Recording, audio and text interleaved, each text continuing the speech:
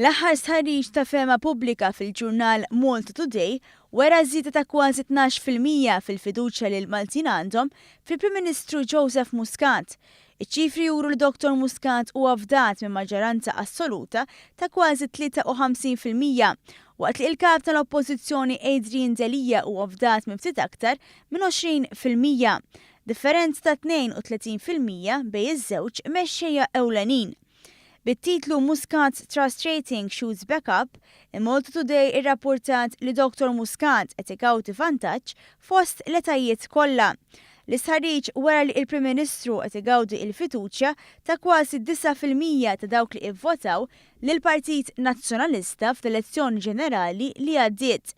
L-istħarriġ juri li l-Prim Ministru qed igawdi l-akbar fiduċja fil-lokalitajiet ta' Xlokk li fost oħrajn jinkludu Witilajn u Żejtun.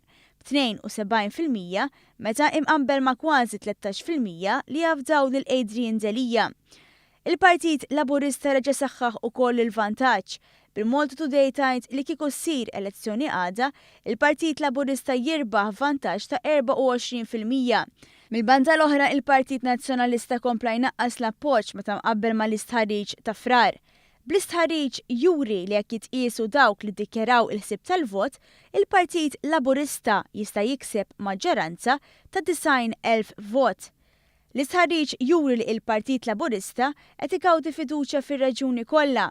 Bl-akbar fiduċja ġiet irreġistrata fil-lokalitajiet ta' Xlokk b'69%, meta mqabbel ma' 18.5% li appoġġjaw lill-Partit Nazzjonalista. Maġġoranza li wieħed jistenna li ssir aktar realistika li għaddi żmien, hekk kif dan huwa pajjiż li sa ftit snin ilu elezzjoni kienet tintrebaħ b'differenza ta' 1500 vot.